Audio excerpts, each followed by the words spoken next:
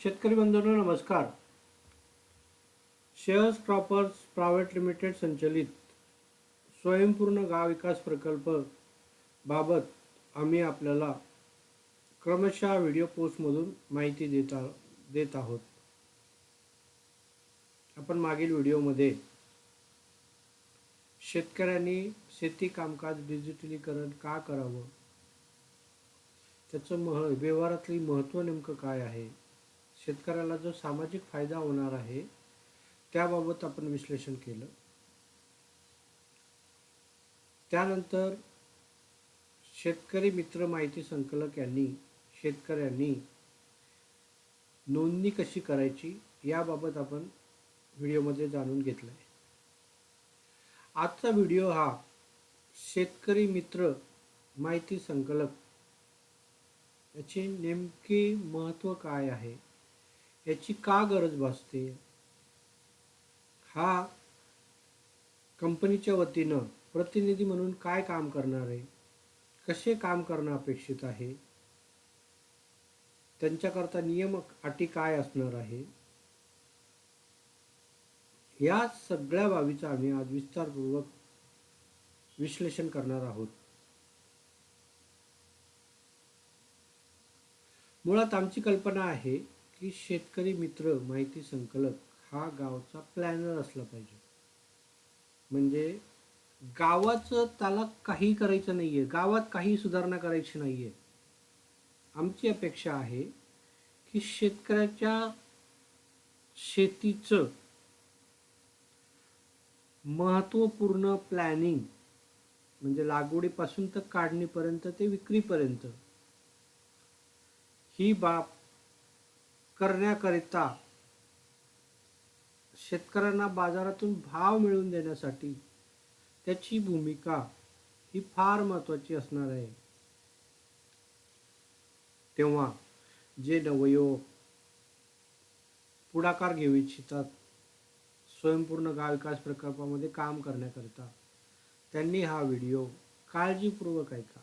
जर त्यांना असं वाटतंय की आपल्या शेतकरी बांधवांना कुठेतरी आपल्याला प्रगतीपथावर आणायचं आहे, कर्ज बाजारातून बाहेर काढायचं आहे, आपल्या पुढील भवितव्याचं भविष्य सुरक्षित करायचं आहे, आपल्या देशाला विकसित राष्ट्राचा दर्जा मिळवून देण्याकरिता प्रयत्न करायचा आहे, अशा नवयुवक मित्रांना माझं असं आव्हान विनंती आहे की आपण हा प्रकल्प पूर्णतः अभ्यासून घ्या. या प्रकल्पाचं महत्त्व जे शेतकरी अडाणी आहेत, ज्यांना सोशल मीडियाचा काही संबंध येत नाही आहे, ते त्यांच्या कामात असतात, त्यांच्यापर्यंत पोहोचण्याकरता आम्हाला किमान मदत करा.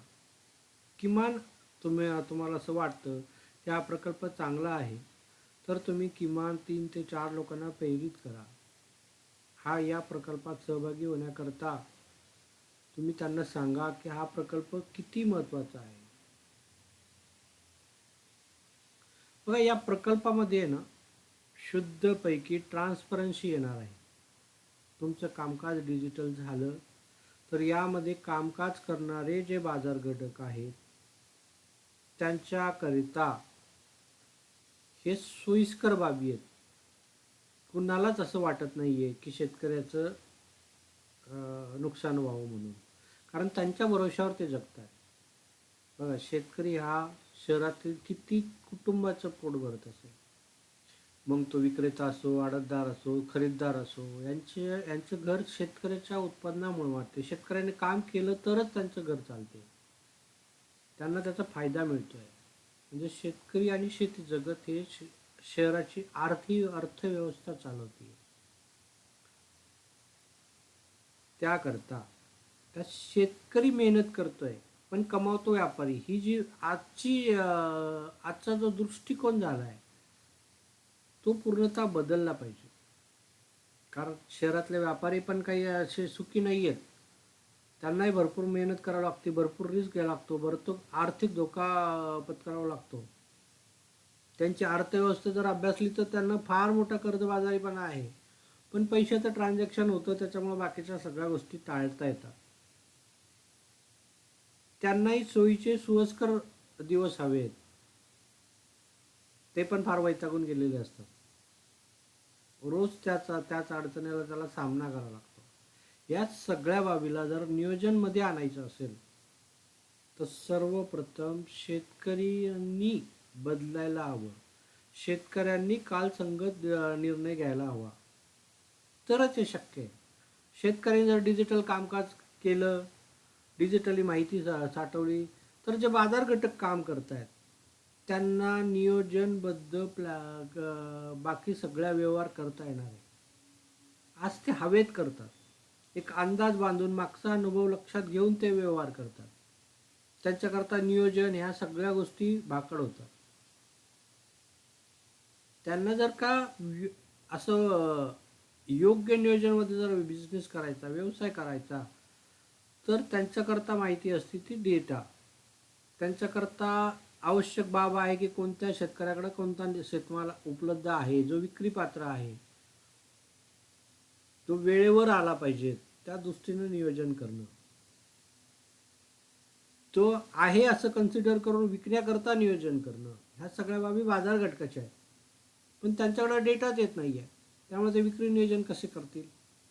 मग एक हवेतील अंदाजावर आज मुंबई मार्केटमध्ये मी असं अभ्यासलं की ते वजनसुद्धा करू शकत नाही आहे. एवढी गर्दी, एवढी कमी जागांमध्ये ते सगळे व्यवहार करतात. या सगळ्या अडीअडचणी लक्षात घेऊन आम्हाला असं वाटतं की आज शासनानं जे केंद्रीकरण केलं आहे विक्री शेतमालाचं, त्याचं विकेंद्रीकरण करणं गरजेचं आहे. आज माहिती युग आहे. जे खरीददार आहे त्यांच्याकरता सॉर्टिंग, ग्रेडिंग, पॅकिंग करून गेलेला शेतमाल जर का त्यांच्या वेबसाईटवर आला तर ते नियोजन त्या पद्धतीनं करू शकतात. त्यांना फिजिकली यायची गरज नाही पडत. पण त्याच्याकरता लागणाऱ्या बेसिक इन्फ्रा ह्या गावात उभारल्या गेल्या पाहिजे,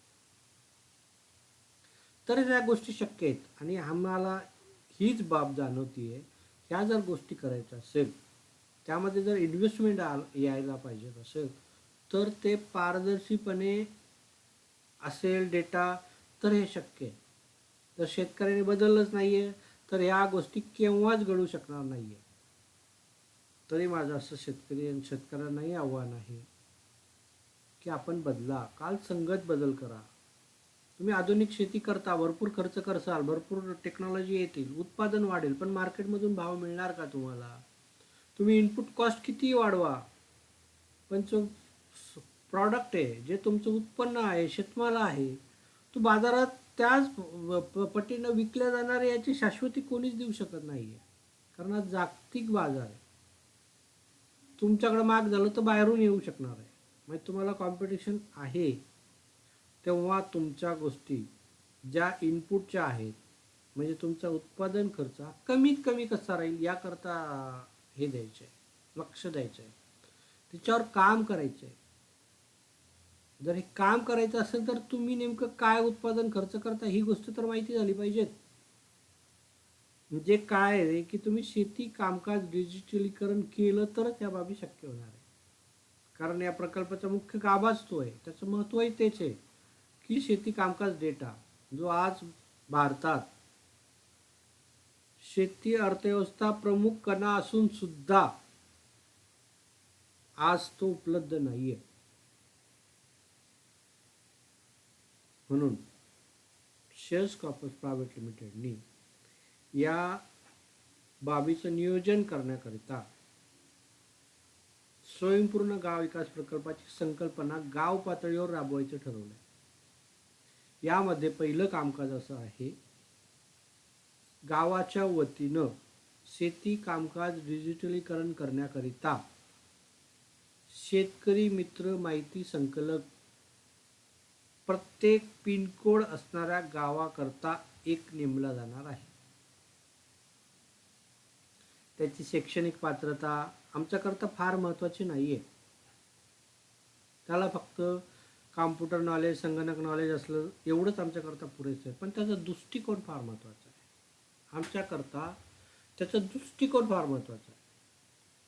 त्याचे विचार, तो शेतकऱ्याबद्दल काय नेमका विचार करतो हे फार आमच्याकरता महत्त्वाचं आहे. आमच्या मते तो कोणत्याही राजकीय विचारधाराचा नसलेला पाहिजे. असं का म्हणतोय मी? कारण एखाद्या पार्टीचं असलं तर दुसरी पार्टी येत नाहीये. आपल्याला सगळ्या गावाला समोर घेऊन जायचं आहे. त्याची ती बुद्धी, गावकीचं भावकीचं राजकारण जाणून असलेली पाहिजेत. म्हणजे त्यातून तो मार्ग काढू शकला पाहिजे. म्हणजे आपल्याला सगळ्या गावातील शेतकऱ्यांनी एकत्र आणण्याकरता अशा नवयुगाची गरज आहे की जो निष्पक्षपणे विचार करू शकला पाहिजे, सगळ्याला सोबत घेऊन चालणारा व्यक्ती पाहिजे. ही सगळ्या गोष्टी, ॲटिट्यूड टेस्ट असेल, त्याचे व्यक्तिमत्व असेल, आम्ही त्याचा दृष्टिकोन आमच्या ट्रेनिंग सेंटरमध्ये नक्कीच बदलू शकणार. आणि तो नवयुग असेल तर त्याची जिद्द त्याला CEO पर्यंत नेऊ शकणार आहे.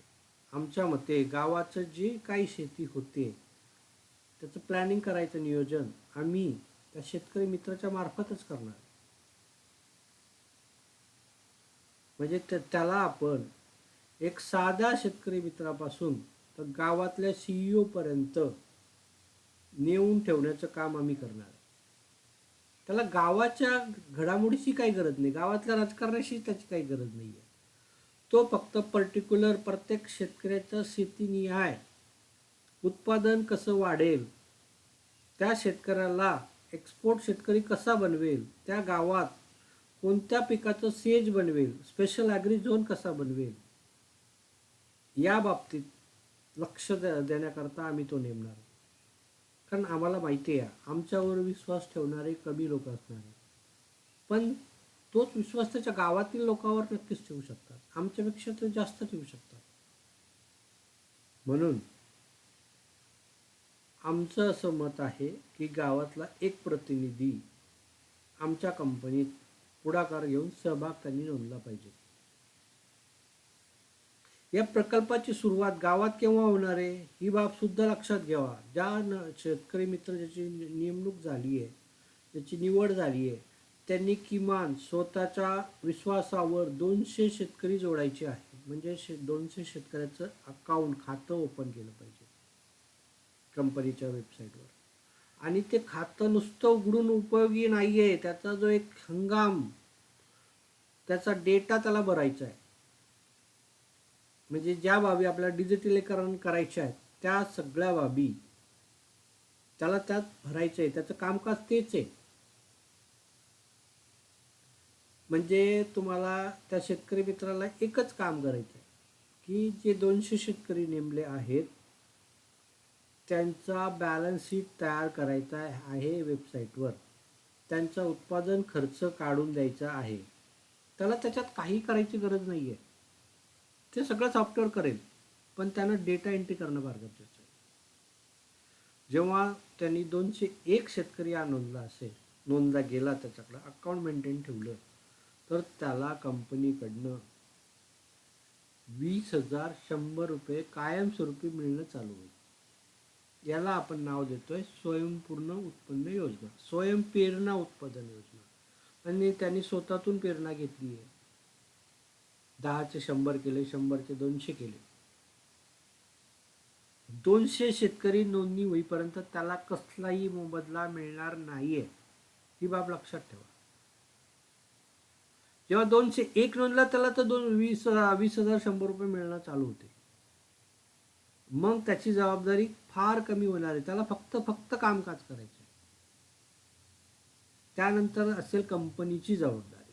म्हणजे त्या गावात, पर्टिक्युलर गावात, ज्या गावात 200 लोकांनी कंपनीवर विश्वास ठेवलाय,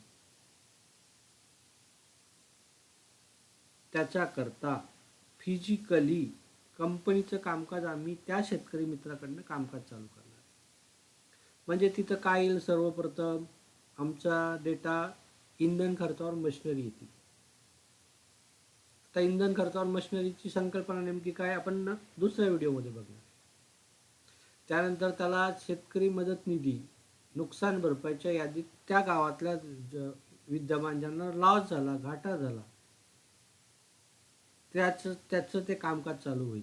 त्याचं जे डिजिटल नियोजन आहे त्या सगळ्या बाबी ते त्या गावात चालू होतील. दुसऱ्या टप्प्याचं कामकाज म्हणजे कमीत कमी इनपुटमध्ये कमीत कमी खर्चात त्याला इनपुट कसं मिळेल, म्हणजे खतं बियाणे औषधे डायरेक्ट उत्पादक कंपनीकडनं कसं मिळेल, त्याच्याकरता कंपनी कामकाज चालू करेल त्या गावात. म्हणजे तुम्ही जेव्हा 200 शेतकऱ्यांनी सहभाग दर्शवला तेव्हा आमची कंपनीची जबाबदारी वाढली.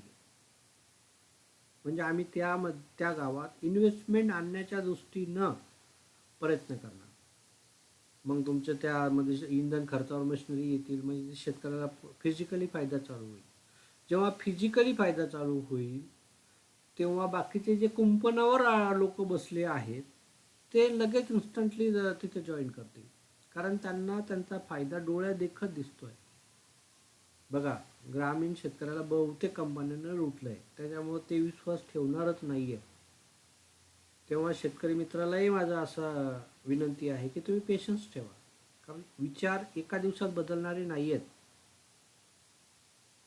शेतकरी सगळ्यात हुशार प्राणी आहे,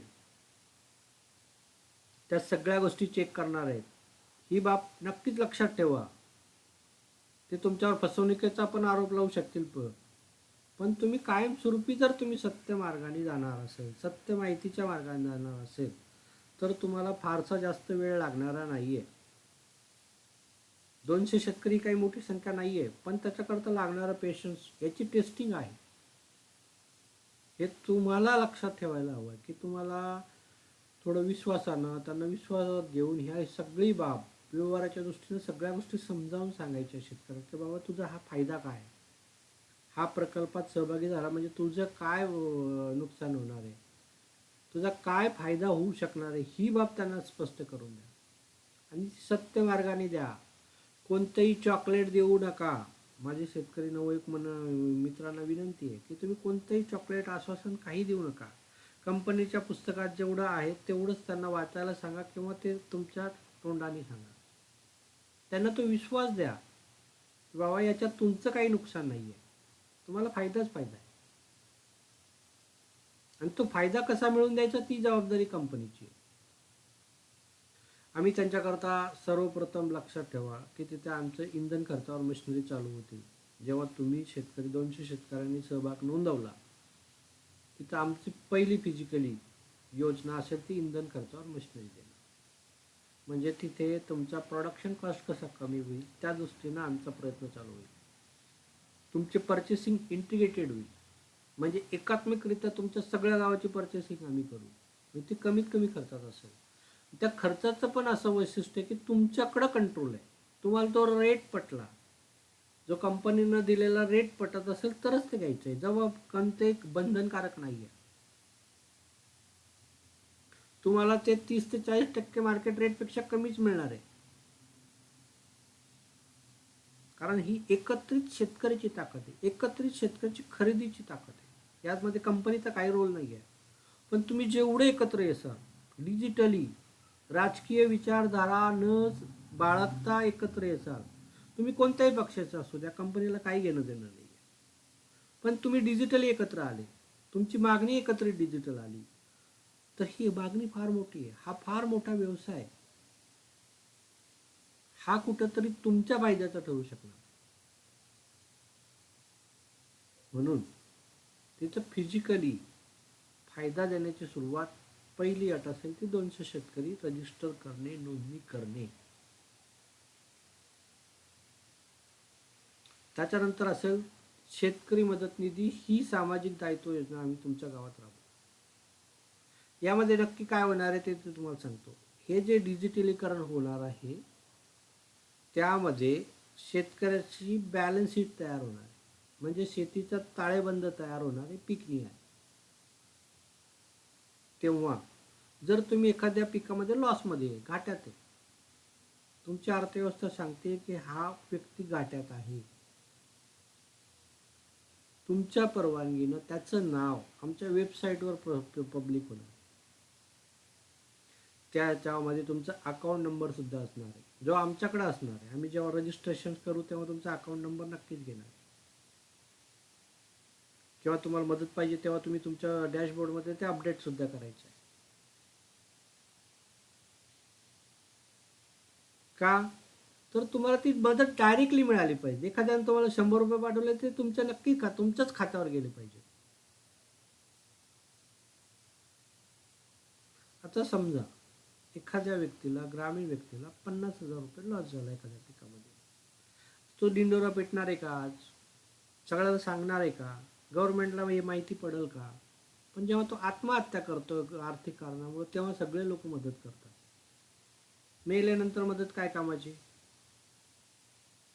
पण जर तुमची अर्थव्यवस्था सांगत असेल की बाबा हा लॉसमध्ये आहे,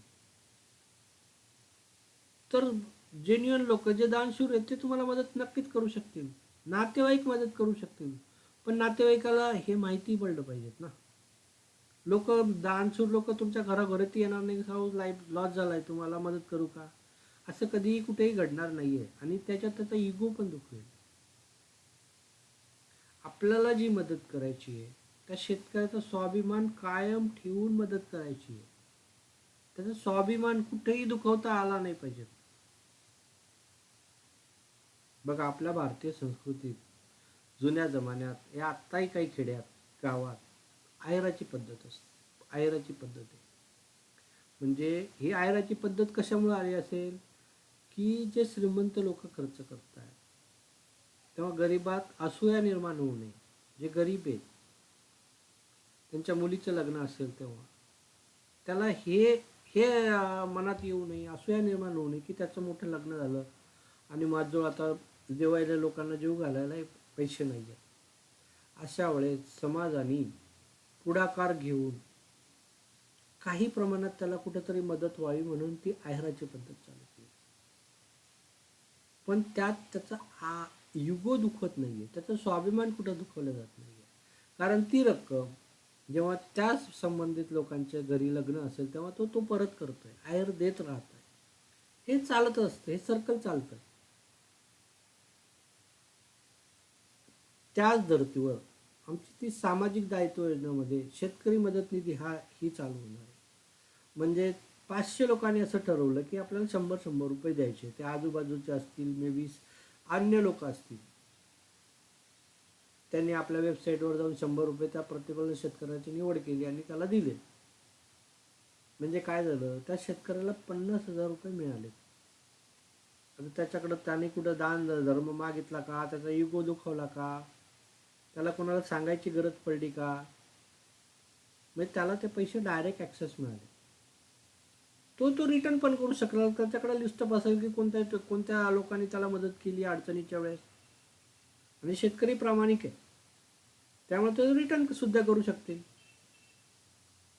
पण याचा सामाजिक फायदा तेवढाच आहे तसा तो शासनाला सुद्धा फायद्याचा आहे.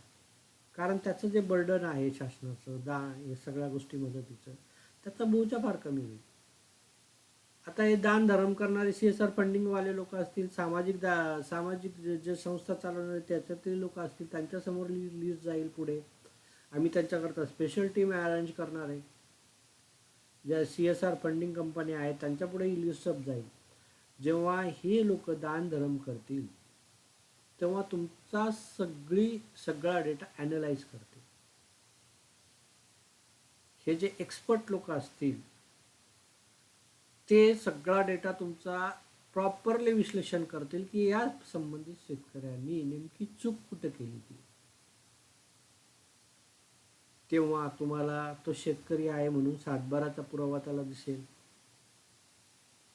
त्यांना त्याच्या समोर खरेदी खर्च नेमका काय केला आहे ते पण त्याला दिसेल. त्यानं मजुरीत कुठं जास्त खर्च केला ते पण दिसेल. प्रोडक्शन त्याला किती झालं आहे, उत्पादन त्याचं किती निघालं ती पण बाब त्याच्या समोर येईल. उत्पादन जर कमी येत असेल तर त्याचं नेमकं मागचं कारण काय आहे की त्याला मग ते सजेस्ट करू शकतील की याचं माती पाणी परीक्षण करा, याला अजून काय दुसरं म्हणजे उपाय सुचवतील. पण आज तो डेटाच नाही तर उपाय काय सुचवणार आहे? त्याच्यावर कामकाज करणारी कोणती यंत्रणाच नाही आहे. आपले ॲग्रिकल्चर जे विद्यापीठ आहेत ते कोणतेही कामकाज फक्त मदतीशिवाय काहीच करत नाही आहे.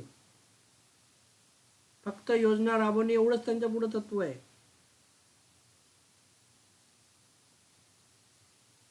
जाऊ दे, आपल्याला कोणत्या गोष्टीची टीका नाही करायची कोणत्याच बाजूला. आपलं मत आहे किंवा डिजिटलीकरण झालं तर ही योजना ट्रान्सपरन्सी पारदर्शी पद्धतीने राबवता येणं शक्य आहे. त्याकरता शेतकऱ्यांनीही बदललं पाहिजे आणि त्या गावातल्या नवयुवक शेतकऱ्यांनी सुद्धा पुढाकार घेतला पाहिजे. एकटी कंपनी काही करणारी नाही आहे. पण जेव्हा तुम्ही डेटा जमा करसाल, तुमची माहिती जेव्हा पारदर्शी होईल, तेव्हा त्या माहितीच्या याच्यावर व्यवसाय करणारे बरेच कंपनी येऊ शकणार आहेत, बरेच गुंतवणूक येऊ शकणार आहे. ही बाब तुम्ही लक्षात ठेवा. तुमचं आयुष्य हे नक्कीच बदलू शकणारा हा प्रोजेक्ट आहे. आता आपण बघूया की शेतकरी मित्राचं शिक्षण 10वी-12वी पास असलं तरीच आम्हाला चालणार आहे. आमच्या दृष्टीनं विचारधारा ही कालबाह्य गोष्ट आहे. त्याचा फक्त दृष्टिकोन पॉझिटिव्ह असला पाहिजे. तो त्याच्या गावातल्या शेतकऱ्याबद्दल आस्था बाळगून असणारा पाहिजे आणि त्याची कोणतीही गुन्हेगारी पार्श्वभूमी असलेली पाहिजेत नाहीये. एवढे सगळे छोट्या छोट्या नियम अटी आहेत. एवढ्या नियम अटी असलेल्या नवयुवकाला आम्ही नक्कीच पुढाकार घ्यायला सांगू की बाबा आता तुम्ही शेतकरी मित्र म्हणून तुम्ही कामकाज करा. आणखी बाकी काहीही अडचणी नाही आहेत. आपण आता पुढच्या व्हिडिओमध्ये जेव्हा जाऊ तेव्हा ही बाब लक्षात घेऊ की या शेतकरी मित्राला नक्की काय कामकाज करायचं आहे. शेतकरीच्या आपण कोणत्या माहिती घेणार हे लक्षात घ्यायचं, पण त्या कशा भरायच्या आहेत, वेबसाईटवर कशा डिजिटल करायच्या, त्याचं आपण त्याला आपण ट्रेनिंगसुद्धा म्हणू शकतो. ही शेतकऱ्याला पण आवश्यक आहे आणि शेतकरी मित्रालाही आवश्यक आहे.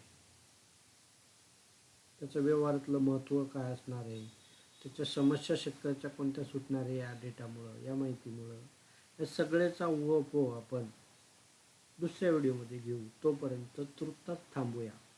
धन्यवाद.